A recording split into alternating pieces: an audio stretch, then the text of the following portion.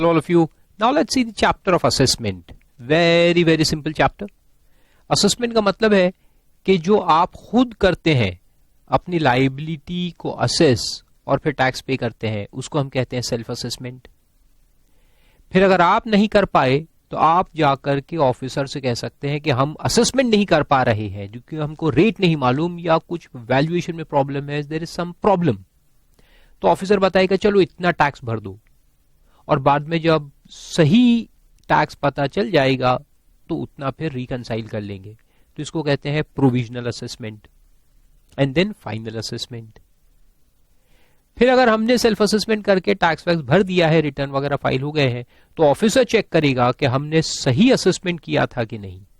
तो उसको कहते हैं असेसमेंट बाय द ऑफिसर या स्क्रूटिनी असेसमेंट भी कहते हैं. और अगर हमने रिटर्न वगैरह फाइल ही नहीं किए और ऑफिसर को पता लगा कि हमारी टैक्स लायबिलिटी थी लेकिन हमने रिटर्न फाइल नहीं किए हैं, तो वो हमारा करता है बेस्ट जजमेंट असेसमेंट. यानी ऑफिसर उसके हिसाब से हमारा असेसमेंट कर देगा. तो ये सारे बहुत सारे असेसमेंट्स होते हैं जिनको हम इस चैप्टर में स्टडी करेंगे. तो असेसमेंट का बेसिक मतलब है लायबिलिटी का कैलकुलेशन. लायबिलिटी को असेस करना यानी कैलकुलेट करना कि कितनी सही लायबिलिटी है आपकी. बहुत सिंपल है. तो देखो चालू करते chapter. Very simple. Assessment means determination of tax liability under the act and includes self assessment जो हम खुद का करेंगे, रीअसेसमेंट अगर असेसमेंट में गलती हो गई है तो उसको रीअसेस किया जाएगा, provisional assessment, summary assessment and best judgement assessment. तो एक एक करके सारे देखते हैं हम. उसके सेक्शंस भी दिए हैं यहाँ. सेल्फ असेसमेंट सेक्शन 59 में होता है, provisional 60, scrutiny 61, assessment of non filers of return 62, assessment of unregistered person 63 and summary assessment 64. तो ये सारे सेक्शंस अपने को पढ़ने का है. Let's start. सबसे पहले 59 है, सबसे सिंपल, एक लाइन यानी एक सेंटेंस का सेक्शन. इतना छोटा सेक्शन आज तक आपने नहीं देखा होगा. Every registered taxable person shall himself assess the taxes payable under this act and furnish a return for each tax period under section 39. पढ़े थे अपन ने रिटर्न्स में, है ना. तो हमको हमारी लाइबिलिटी खुद असेस करनी होती है, तो इसलिए उसको कहते हैं self assessment. Then comes provisional assessment. Provisional यानी कि फॉर द टाइम बीइंग. तो फॉर द टाइम बीइंग कोई भी असेसमेंट क्यों होता है, या इसको टेम्पररी भी कह सकते हैं, टेम्पररी या फॉर द टाइम बीइंग. तो ये क्यों होता है, यहां पर कोई प्रैक्टिकल प्रॉब्लम आ गया है और हम अपनी लायबिलिटी को असेस नहीं कर पा रहे हैं. So then we'll go for provisional assessment. यानी टाइम बीइंग के लिए इतना भर दो और फिर जब डॉक्यूमेंट्स वगैरह अवेलेबल हो जाएंगे and you are able to finally calculate your actual liability, then you finalise the assessment. और प्रोविजनल और फाइनल में जो डिफरेंस आएगा उसको या तो हम पे करेंगे या रिफंड ले लेंगे, as the case may be. तो वो है, देखो, subject to provisions of subsection 2 where the taxable person is unable to determine the value of goods. तो वैल्यू को डबल अंडरलाइन करो, वैल्यू ऑफ गुड्स और सर्विस ऑफ बोथ, और determine the rate of tax. यानी या तो value determine करना possible नहीं हो रहा है या रेट, दोनों में कहीं तो भी प्रॉब्लम है. He may request the proper officer in writing giving reasons for payment of tax on a provisional basis, and the officer shall pass an order within a period not later than 90 days from the date of receipt of such request, allowing payment of tax on provisional basis at such rate or on such value as may be specified by him. तो हमें value या rate में problem आ रहा था, तो हम गए officer के पास, अप्लाई किया. तो हमारी बात सुनने के बाद 90 डेज के अंदर अंदर वो ऑर्डर पास करेगा कि ठीक है आप पे कर दो ऑन दिस वैल्यू और this rate as the case may be. यानी हमको वैल्यूएशन में प्रॉब्लम है तो ऑफिसर बताएगा कि कौन से वैल्यू पे टैक्स पे करना है. रेट का प्रॉब्लम है तो ऑफिसर बताएगा कि ये रेट से आप टैक्स भर दो. Simple. And the payment of tax on provisional basis may be allowed if the taxable person executes a bond. अब इंटरेस्टिंग बात यह है इसमें कि प्रोविजनल में उसने अपने को बताया कि भाई अब 4 लाख रुपए वैल्यू लेके भर दो. तो हमने भर दिया। लेकिन ये भी तो हो सकता है कि एक्चुअल वैल्यू बाद में ज्यादा हो जाए, एक्चुअल वैल्यू 7 लाख भी हो सकता है। अगर ऐसा हो तो जो डिफरेंस आएगा उस पे हम टैक्स भरेंगे कि नहीं, ये गवर्नमेंट को भरोसा थोड़ी है।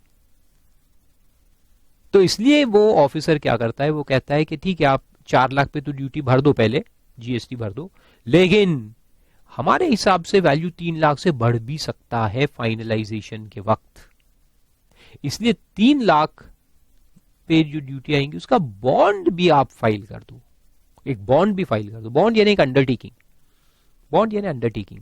अंडरटेकिंग किस चीज का, उसमें हम क्या लिख के देंगे, उसमें लिख के देंगे कि I Farooq Haq undertake to pay the difference in tax and any interest और penalty as the case may be which may arise on finalization of assessment. मैं पे करने के लिए तैयार हूं, जो भी डिफरेंस आएगा आई एम रेडी टू पे, आई अंडरटेक टू पे।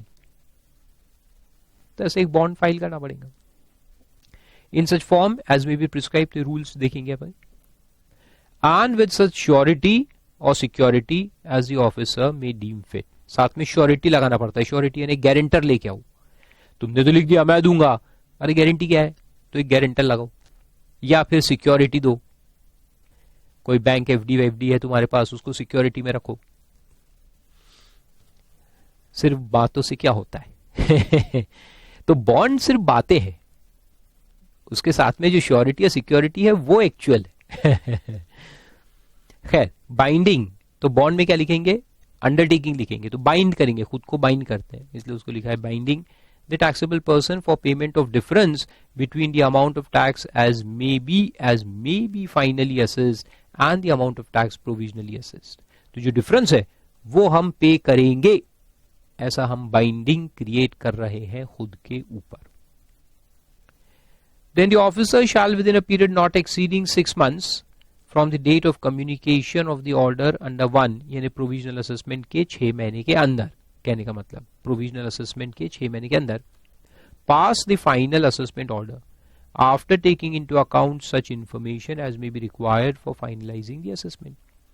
तो जो भी प्रॉब्लम पहले था कि भाई डॉक्यूमेंट्स नहीं थे, ये नहीं था, वो नहीं था, तो बाद में आ जाएगा ना, 6 महीने का टाइम बहुत है, उसमें वैल्यूएशन हो जाएगा, एक्चुअल रेट कितना आना चाहिए पता चल जाएगा, तो फिर फाइनलाइजेशन करेंगे। Provided that the period specified in this subsection may on sufficient cause being shown and for reasons to be recorded in writing be extended। ये जो 6 महीने का टाइम है ओरिजिनल, इसको एक्सटेंड कर सकते हैं by the joint or additional commissioner for a further period not exceeding 6 months। So original 6 plus 6 इतना हो सकता है, and the commissioner अगर उसके बाद भी और एक्सटेंशन चाहिए तो फिर कमिश्नर के पास जाओ। तो जॉइंट या एडिशनल कमिश्नर जो है वो 6 महीने तक एक्सटेंशन दे सकता है, और उसके बाद और चाहिए तो कमिश्नर के पास जाओ, उसका boss, for such further period not exceeding 4 years। तो commissioner can give up to 4 years। तो इसको मैं थोड़ा सा यहां पे आगे लिखता हूं +4, आप लाइन में लिख लेना 6 + 6 + 4।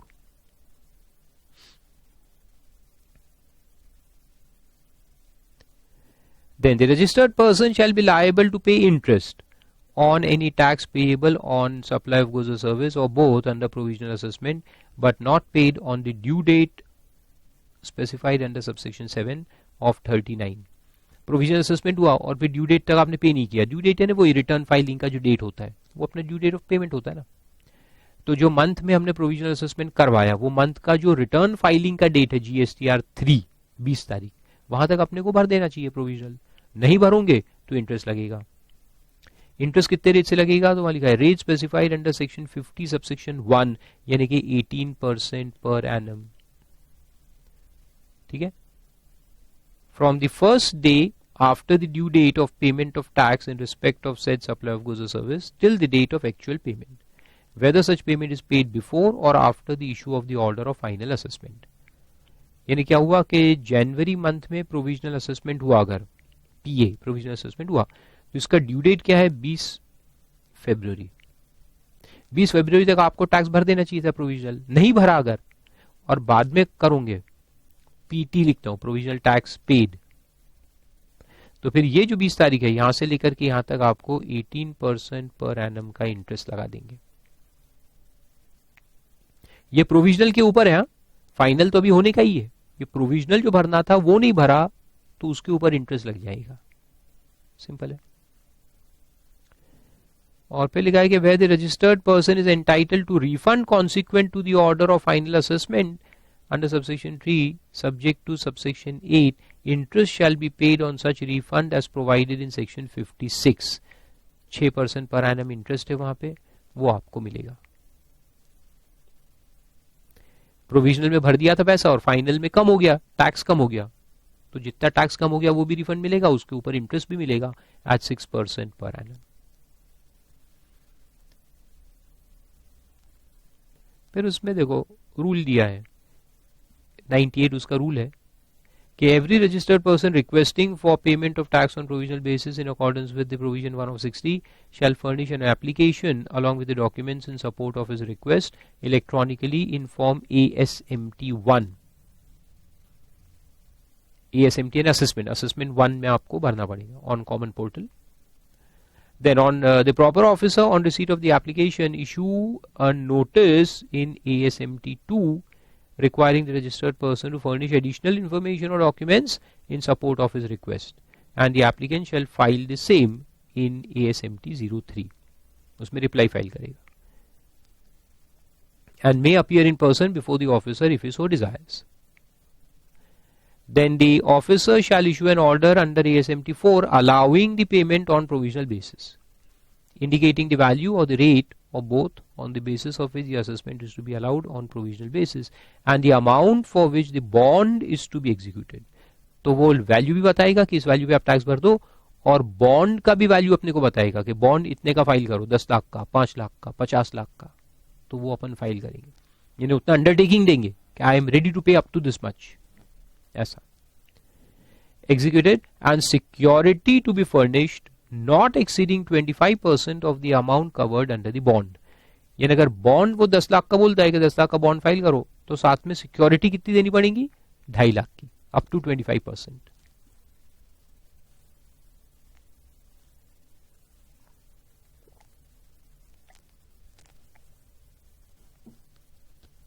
ऐसा है। और बॉन्ड का वैल्यू कितना दिखा, 10 लाख कहां से निकालेंगे, वो उसको जो डिफरेंस नजर आएगा ना कि प्रोविजनल में आपने 4 लाख ड्यूटी भरी है लेकिन फाइनलाइजेशन में उसको लग रहा है कि 6 लाख तक जा सकती है, तो बोलेगा 2 लाख का बॉन्ड फाइल करो, 4 लाख ड्यूटी भर दो, 2 लाख का बॉन्ड फाइल करो।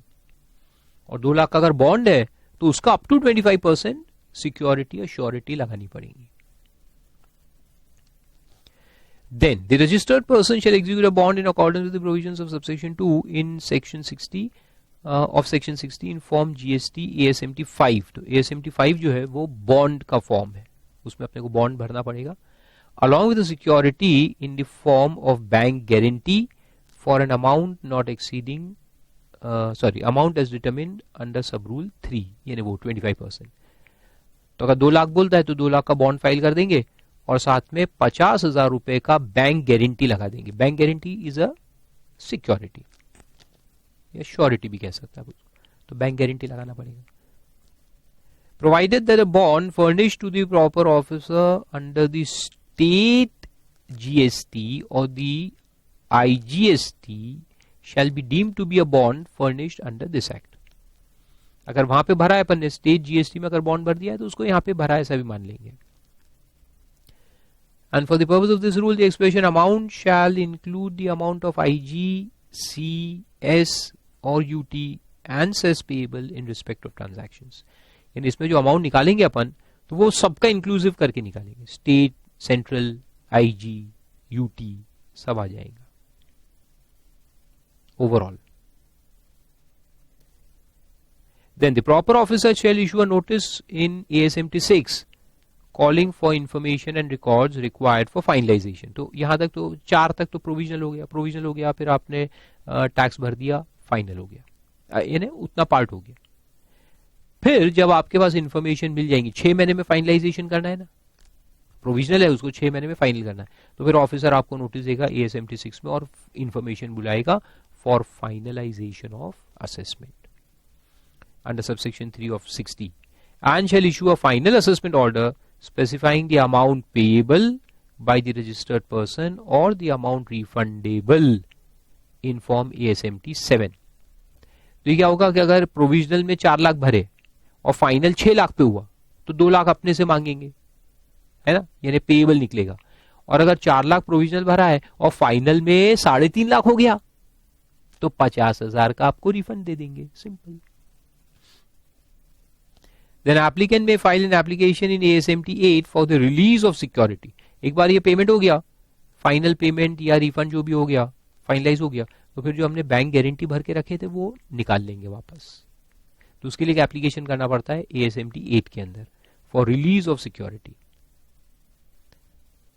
And this happens after issue of the order under sub rule 5। Finalise हो गया, उसके बाद हम सिक्योरिटी को निकाल लेंगे, पैसे भरेंगे पहले वो डिफरेंस और फिर सिक्योरिटी निकाल लेंगे।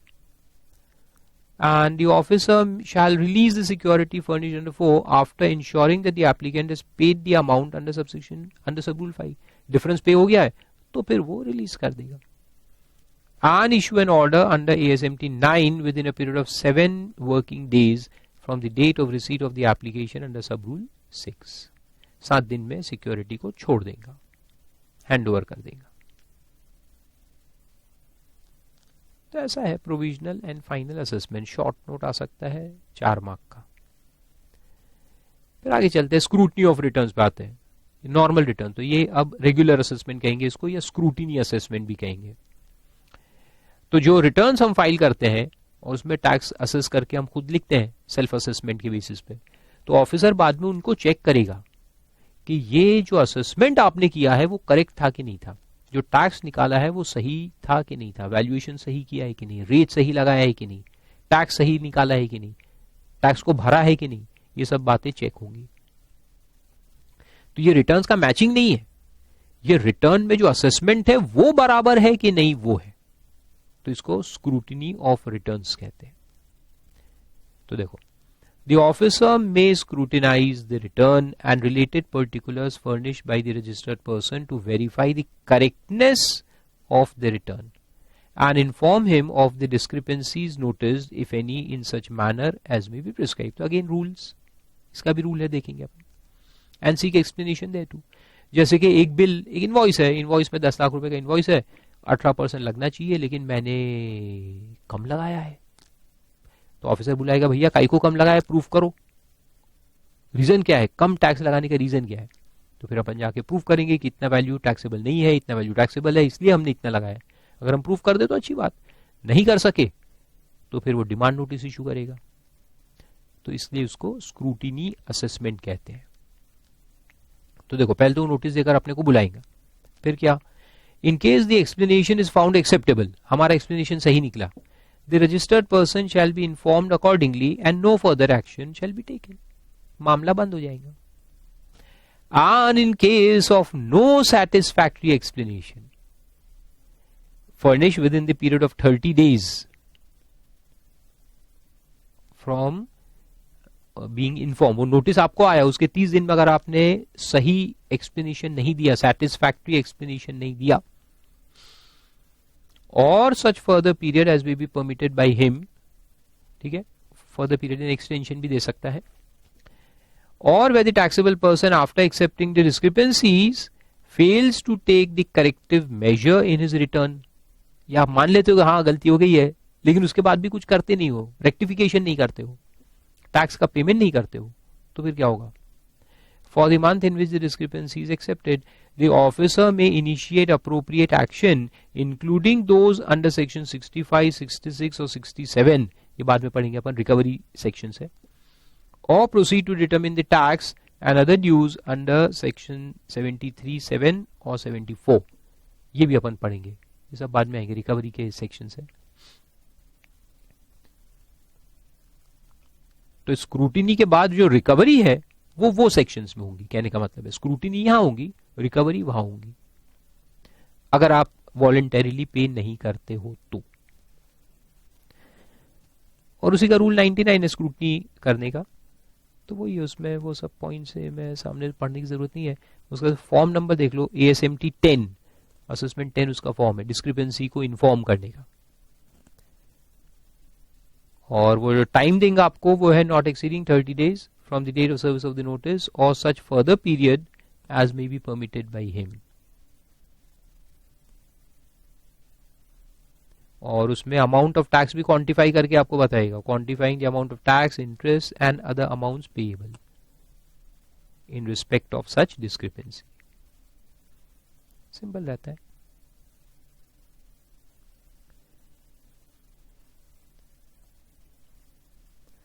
वन, फिर उसके बाद क्या होगा देखो, the registered person may accept the discrepancy mentioned in the notice and pay the tax. आप अगर एक्सेप्ट कर ले तो टैक्स भर दो और अपना जो रिटर्न है उसको मॉडिफाई भी कर दो उस मंथ का जिसमें डिस्क्रिपेंसी आपको बताई गई है ना।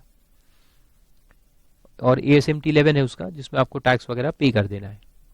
And where the explanation furnished by the registered person or the information submitted under sub-rule 2 is found to be acceptable, the officer shall inform him accordingly in ASMT 12. Very simple points. फिर उसके बाद assessment of non filers of returns, इसको best judgement assessment भी कहते हैं। तो इसमें क्या बोलते हैं देखो, Section 62 of the Act can be invoked only in case of registered taxable persons who have failed to file returns as required under Section 39, or as the case may be, final return on cancellation of registration under 45. Issuing notice under Section 46 is a prerequisite for initiating the proceeding under Section 62 of the Act. तो पहले वहां notice जाएगा return file करो करके, और फिर भी नहीं करोगे तो फिर यहाँ पे असेसमेंट होगा, बेस्ट जजमेंट असेसमेंट। ये 46 हमने देखा था, जो रिटर्न फाइल नहीं करते उनको बोला जाता है कि file your return, calling the returns. उसके बावजूद अगर वो रिटर्न फाइल नहीं करेगा देन सेक्शन 62 विल अप्लाई। तो अब देखो इसको बेस्ट जजमेंट कहते हैं। क्या कहता है कि notwithstanding anything to the contrary contain in 73 और 74, यानी कि 73 74 रिकवरी के सेक्शंस है, लेकिन ये सेक्शन उनको ओवरराइड करता है। यानी यहां पे 73 को फॉलो करने की जरूरत नहीं है, ये इंपॉर्टेंट पॉइंट। यहां पे सेक्शन 73 के प्रोसीजर को फॉलो करने की जरूरत नहीं है। Where a registered person fails to furnish the return under section 39, that is monthly or quarterly, or under 45 final return, and a notice under 46 has been issued by the proper officer to the defaulting taxable person requiring him to furnish a return within 15 days, and the person fails to file the return within the given time. ठीक है, तो आपने पहले तो return भरा नहीं, फिर आपको नोटिस आया, 15 दिन का टाइम भी मिला, फिर भी आप नहीं गए, रिटर्न फाइल नहीं किया, तो अब देखो क्या होगा। The proper officer may proceed to assess the tax liability of the said person, that is the defaulter, to the best of his judgment. Officer अपने जजमेंट के हिसाब से तुम्हारा टैक्स निकालेगा, taking into account all the relevant material which is available or which he has gathered. तो normally कहाँ होता है, रेड वगैरह के केस में होता है, तुम्हारी दुकान पे रेड मार दिया, बहुत सारे डॉक्यूमेंट्स मिल गए, इनवॉइसेस मिल गए, जो नकली वाले थे, टैक्स भरा नहीं था तुमने, लेकिन सब पता चल गया उसको, तो अब वो तुमको असेसमेंट करेगा। एंड टाइम लिमिट उसका क्या रहता है, the order of best judgement assessment shall be issued by officer in the prescribed form, and the assessment order shall be issued by officer within a period of 5 years from the date specified under section 44 for furnishing of annual return. Annual return का जो date होता है ना, that is 31st December रहता है normally, है ना। तो यहां से 5 साल तक वो कर सकता है। For the financial year to which the tax not paid relates, यानी टैक्स नॉट पेड अगर है, मान लो कि जुलाई 2018 का, यानी कौन से साल में आ गया ये, फाइनेंशियल ईयर 18-19 में आ गया। फाइनेंशियल ईयर 18-19 का एनुअल रिटर्न फाइल करने का ड्यू डेट क्या रहेगा, 31st of December 19, correct. 18-19 financial year है तो उसका ये ड्यू डेट हो गया एनुअल रिटर्न का।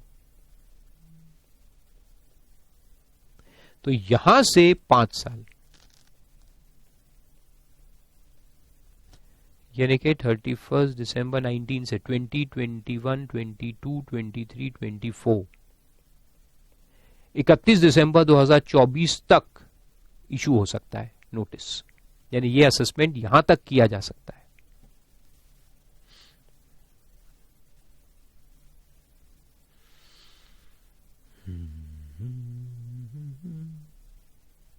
सिंपल पॉइंट्स हैं.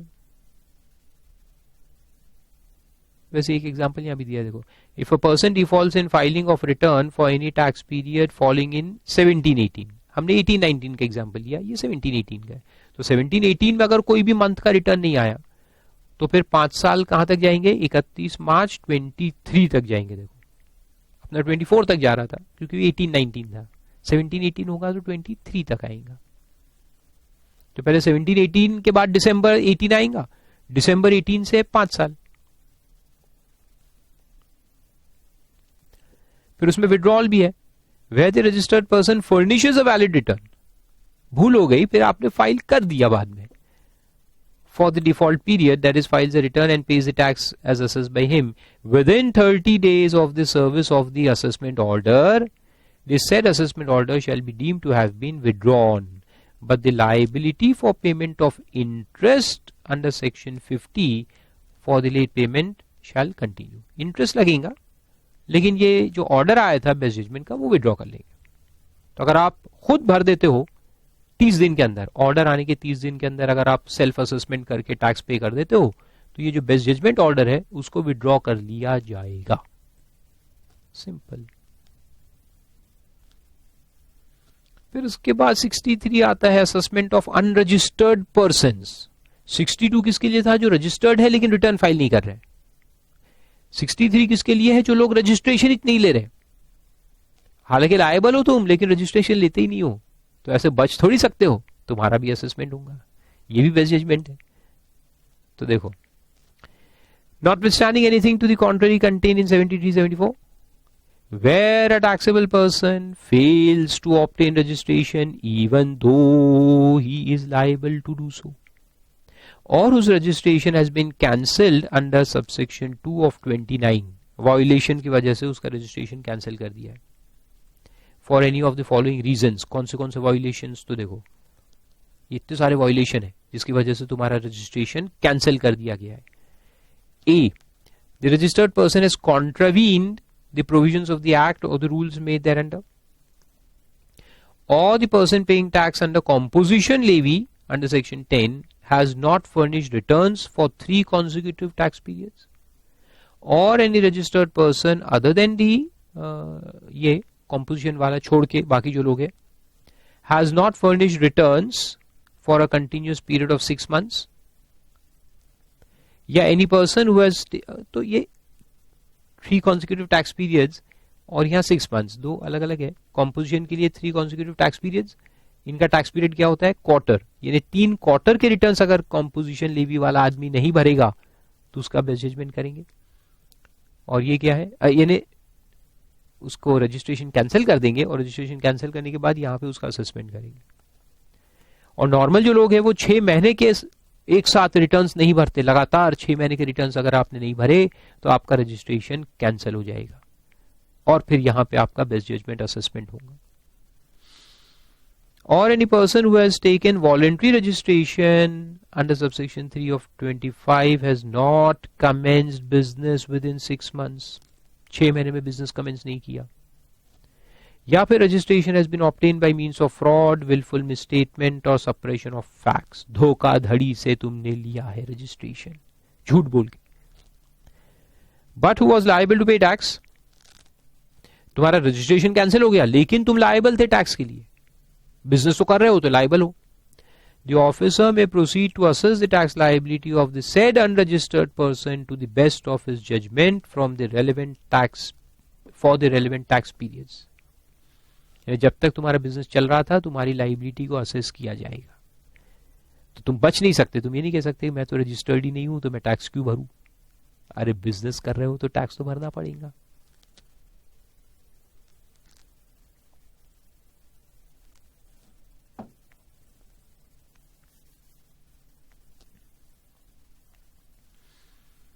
और फिर उसमें भी है कि नोटिस पहले देना पड़ेगा, प्रोसीजर फॉलो करना है तो पहले नोटिस दो to the taxable person containing the grounds on which the assessment is proposed to be made to the best of his judgement and shall be given 15 days time to furnish his reply. 15 दिन का time देंगे reply file करने का.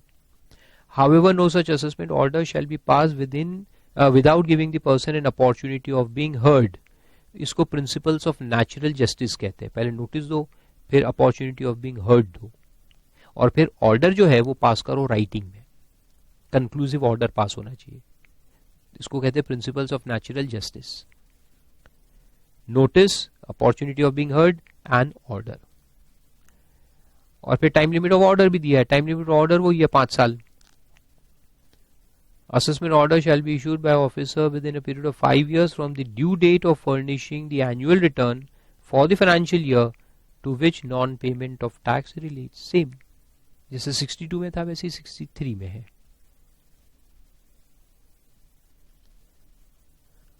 और फिर 64 है summary assessment in certain special cases. तो special cases कौन से है देखो, the officer may on any evidence showing a tax liability of a person coming to his notice with the previous permission of additional or joint commissioner proceed to assess the tax liability of such person to protect the interests of revenue and issue an assessment order if he has sufficient grounds to believe that any delay in doing so will adversely affect the interest of revenue. एक आदमी था, एक ठेला लगा के कोई goods बेच रहा था, सोने के बिस्किट्स बेच रहा था ठेला लगा के। वहां ऑफिसर भी जा रहा था अपने मोटरसाइकिल पे बाजू से, उसे देखा कि एक आदमी यहां पर है, ठेले पे बेच रहा है कोई चीज और बहुत भीड़ लगी हुई आजू बाजू। तो उसने एक आदमी को पूछा क्या मिल रहा है इधर, तो उसने कहा साहब कोई बिस्किट्स है। तो और अंदर गया ऑफिसर, अब गाड़ी बाहर खड़ी करके अंदर जाके देखता है तो सोने के बिस्किट्स बेच रहा है लाखों रुपए के। और ऑफिसर को शक गया कि ठेला है, ये रजिस्टर्ड भी नहीं है, और अगर मैं जाऊंगा और इसको नॉर्मल कोर्स में नोटिस वोटिस दूंगा और उसको बुलाऊंगा तब तक तो ये ठेला कब का निकल चुका होगा यहां से, है ना। तो वो ऐसा ना करके क्या करेगा, उसी वक्त उसका असेसमेंट करेगा। और फिर प्रोविजन में लिखता है कि provided that where the taxable person to whom the liability pertains is not ascertainable, वो टैक्सेबल पर्सन नहीं मिल रहा जिसकी लायबिलिटी है, and such liability pertains to supply of goods, the person in charge, यानी ठेले का जो मैनेजर होगा उसको पूछा तू तेरा है क्या ठेला, बोलता नहीं मेरा नहीं है साहब, मैं तो मैनेजर हूं, मैं तो बेच रहा हूं, मैं सेल्समैन हूं। अच्छा मालिक कहाँ है, मालूम नहीं साहब, और उस वाला मालिक असर्टेनेबल नहीं है, तो फिर ये जो पर्सन इन चार्ज है उसी से वसूल करेंगे। Person in charge of such goods shall be deemed to be the taxable person liable to be assessed and pay tax and any other amount due under this section. तो वो ठेले का जो मैनेजर है उसको लायबल कर देंगे, तू ही भर पैसा। Then on an application made by the taxable person within 30 days from the date of receipt of the order or on his own motion, if the additional or joint commissioner considers that such order is erroneous, he may withdraw such order and follow the procedure laid down in 73 or 74. 73, 74 normal recovery sections है जो बाद में पढ़ेंगे अपन। Show cause notice दो, बुलाओ, assess करो, तो वो लगाएंगे। तो या तो वो खुद आके कहता है 30 दिन के अंदर आ जाता है, साहब मैं आ गया हूं, मेरे को अब नॉर्मली असेस करो, वो जो मेरे ठेले से बिस्किट उठा के ले गए थे आई मीन टू से टैक्स वो गलत था, तो ठीक है उसको फिर असेस करेंगे। तो ऐसा है, बहुत सिंपल चैप्टर है। एक आध क्वेश्चन शॉर्ट नोट में कोई भी एक सेक्शन के ऊपर आएगा 3 से 4 मार्क का, 2-3 बार पढ़ के रख दो। ओके।